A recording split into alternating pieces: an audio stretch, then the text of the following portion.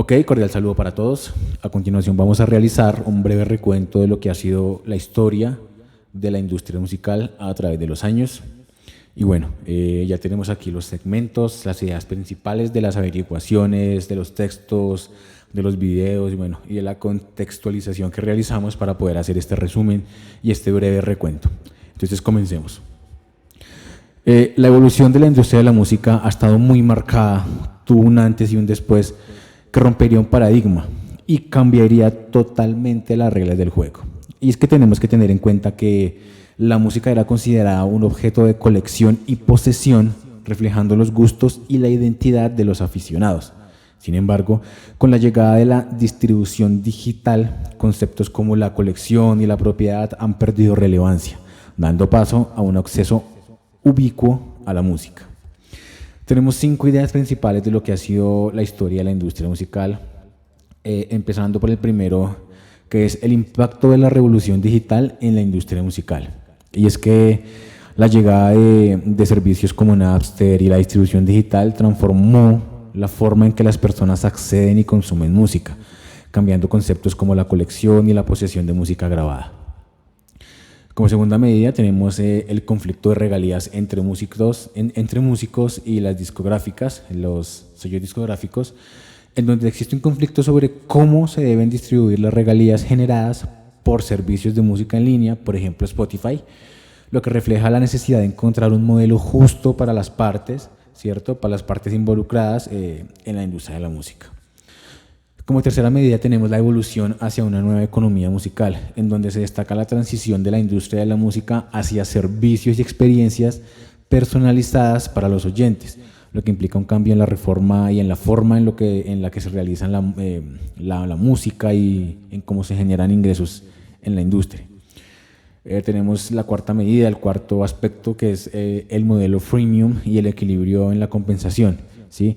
En donde se menciona el modelo freemium de servicios como Spotify, donde se busca convertir a usuarios gratuitos en suscripciones de pago, en suscriptores de pago, ¿sí? Y se discute la importancia de encontrar un equilibrio justo en la compensación a los propietarios y derechos de los artistas. Y como quinta medida tenemos el impacto de la piratería en la industria musical, ¿sí? La piratería online. La cual pues, bueno, es facilitada por servicios de intercambio de archivos como Napster, que bueno, tuvo un impacto negativo en la venta de la música grabada y en la protección como los derechos de autor y pues por supuesto afectando a las discográficas y como no a los artistas.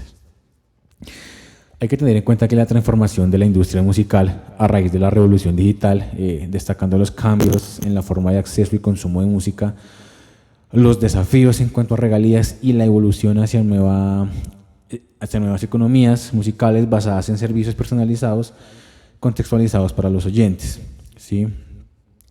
Entonces, bueno, recordemos que en la actualidad el marco de la industria de la música se conforma por creación, distribución y monetización, en donde el proceso inicia con la composición, que es la mezcla de la melodía, el ritmo y la letra, de lo que saldrá el producto final y lo que llamamos máster. Recordemos que en este proceso participan personas, cantantes, compositores, músicos, productores e ingenieros, donde el paso a seguir cuando el máster ya está listo es la distribución del mismo en tiendas y plataformas digitales, que es lo que el público va a consumir, el producto final que llamamos. Llega entonces una cuestión llamada regalías, ¿sí? Que se generan a través de las reproducciones y descargas del público. Pero para que este dinero llegue a las personas que anteriormente nombramos, es decir, productores, compositores, cantantes, artistas, hay algunas empresas, sociedades y organizaciones que se encargarán de esto.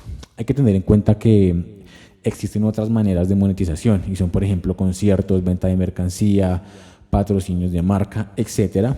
Y por supuesto es necesario acotar que normalmente las disqueras tienen derechos sobre el máster y las editoras musicales tienen derechos sobre las composiciones. Sin embargo, por supuesto aún se maneja que el artista independiente controle y preserve sus derechos, ¿sí? Que no está firmado bajo ninguna discográfica, bajo ninguna empresa, bajo ningún sello.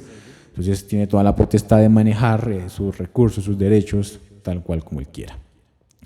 Mi opinión respecto a la evolución de la industria de la música, yo creo que ha sido muy importante este proceso de preservar los derechos de autor, preservar los derechos de composición, los derechos del productor musical, que hace unos años no se veían realmente.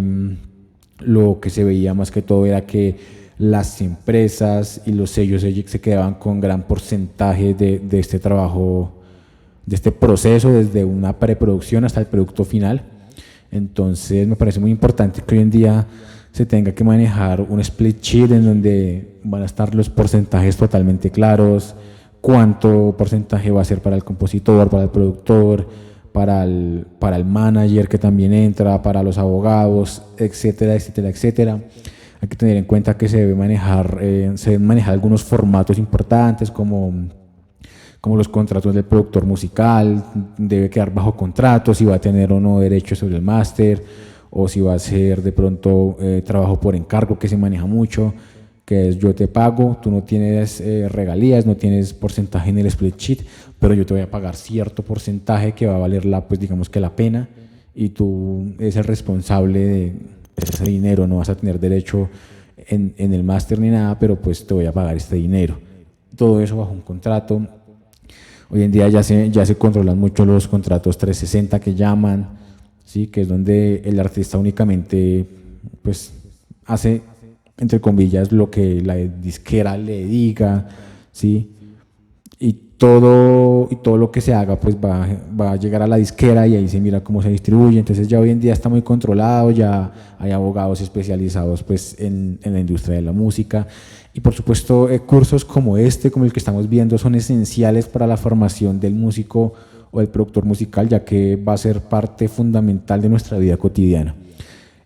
Cursos como estos deben ser incentivos y deben haber más refuerzos, más diplomados, cursos, charlas, capacitaciones, etcétera, porque nosotros podemos ser los músicos más grandes del mundo y los productores, mejor dicho, más formados del planeta, pero realmente la industria de la música, la legalidad, los derechos de autor, disqueras, contratos, etcétera, van a estar en nuestro día a día y van a ser parte fundamental de nuestro trabajo.